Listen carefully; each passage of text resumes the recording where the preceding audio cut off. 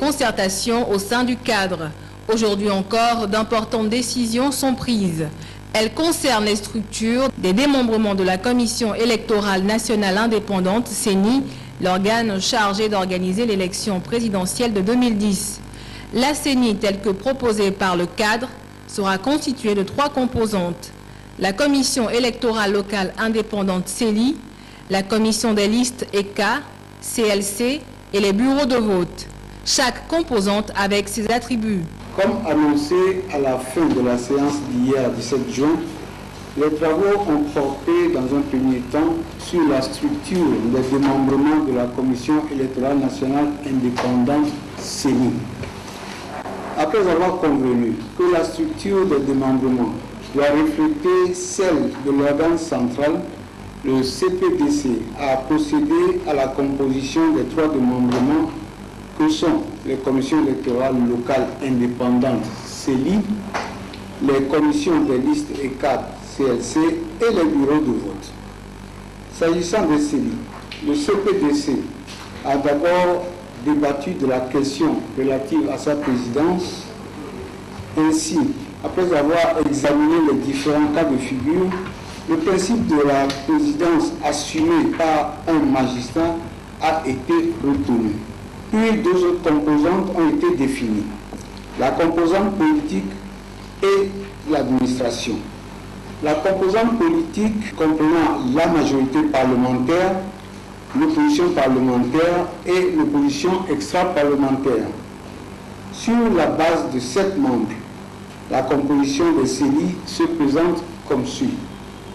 Un magistrat, président ex-qualité, choisi dans son ressort territorial, 2 membres pour la majorité parlementaire, 2 membres pour l'opposition parlementaire, 1 membre pour l'opposition extra-parlementaire et 1 membre représentant l'administration. Pour ce qui concerne les CLC, il convient de préciser que c'est cet organe qui est chargé de procéder au recensement électoral ou à la révision des listes électorales avec l'appui de techniciens.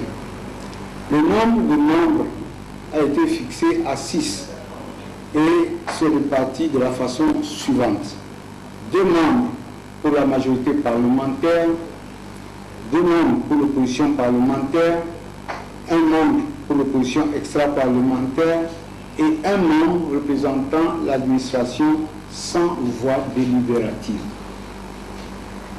Concernant les bureaux de vote, il a été recommandé de leur donner la même configuration que les comités de liste 4, étant entendu que ce sont les comités de liste 4 qui se muent en bureau de vote quand on passe du recensement ou de la révision à la phase du scrutin. Les bureaux de vote se composent donc de 6 membres répartis comme suit.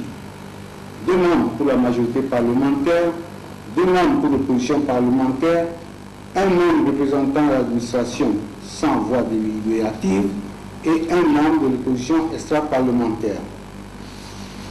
Le cadre, au cours de ces travaux, est également revenu sur les points d'accord et de désaccord relatifs à l'organisation du scrutin. Le CPDC a également examiné les points de désaccord relatifs à l'organisation du scrutin. Ces points avaient été antérieurement relevés et il s'agit du vote par dérogation, par anticipation et par procuration.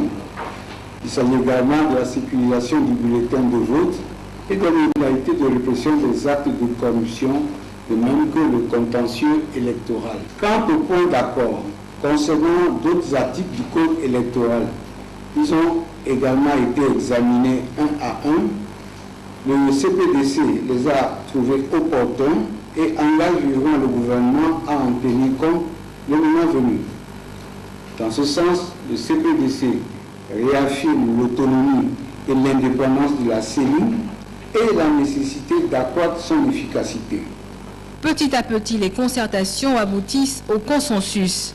Une autre séance est prévue vendredi. Les réformes institutionnelles et constitutionnelles seront au centre des discussions.